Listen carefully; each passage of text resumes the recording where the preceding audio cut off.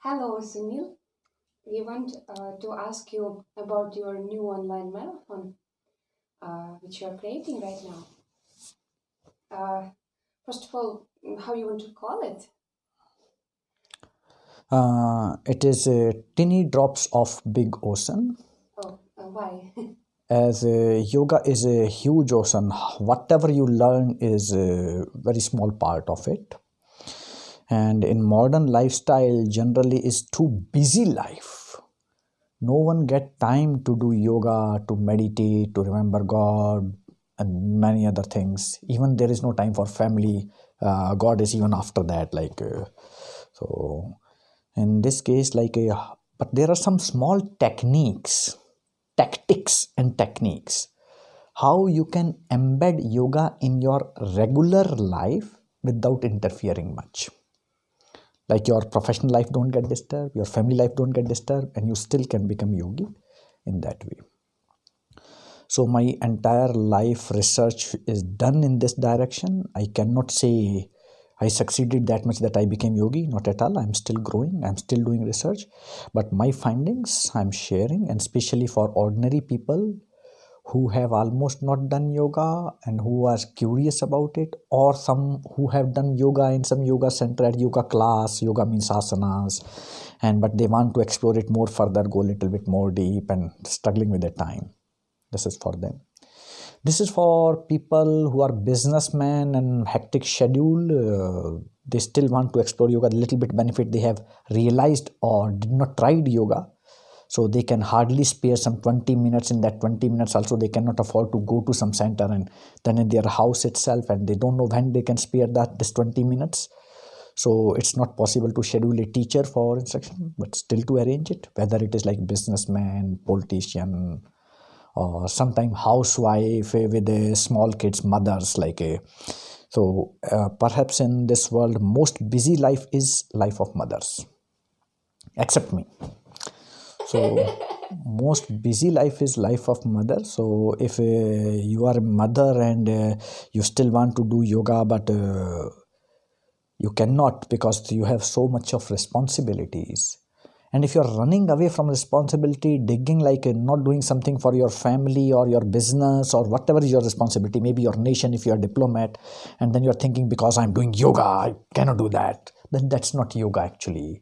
Yoga is not about becoming greedy. Yoga is is making you more responsible towards the society, towards the humanity, towards the planet, a responsible citizen, a responsible human being, a responsible relative.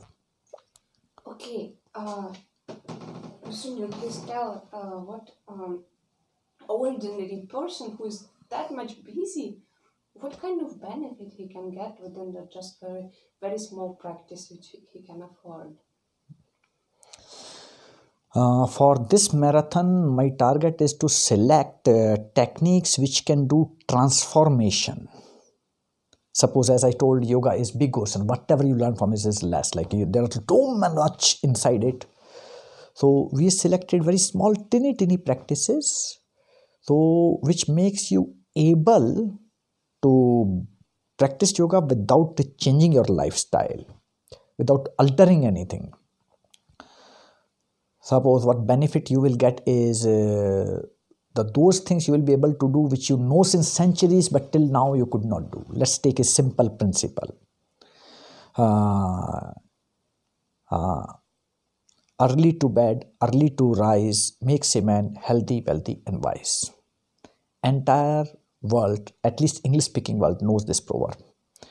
And even non-English speaking world, they have the similar proverb in different words, different languages. Кто рано встает, тому Бог дает. In Russian we say, who is getting up early, to that person God is giving.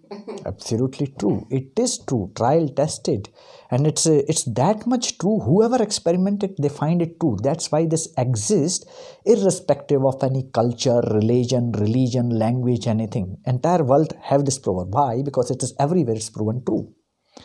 Despite of that, how many percent of population of the world is doing it? Not even 1%, not even 0.1% is waking up early. Why you think? See, even definition of early is getting changed. Now, suppose if I'm teaching yoga to someone 6 o'clock, yes, let's say yesterday, 8 o'clock, I came back after finishing my lesson. They say, oh, you had class at home. I said, no, it was in city center, which is 1 hour, one-way distance. So early, someone is doing yoga.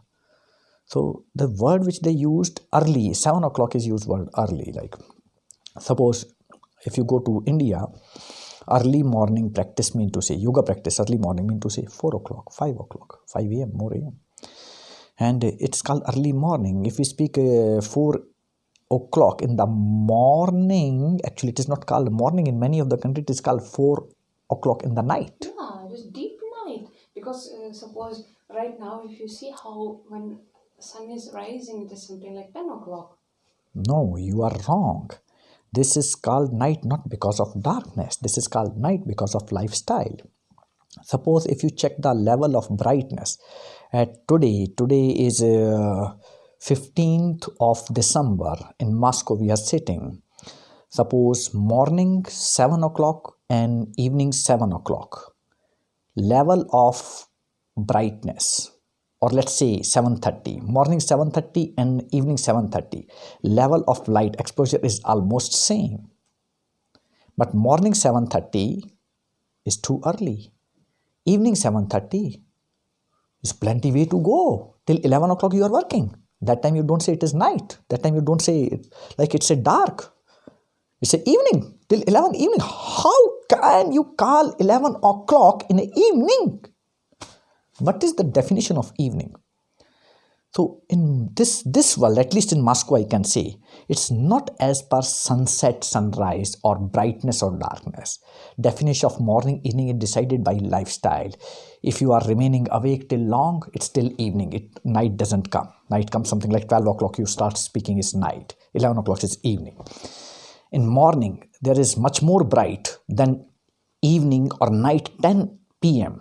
is much more darker than the morning 6 a.m., 7 a.m. But still, 6 a.m. can be called night.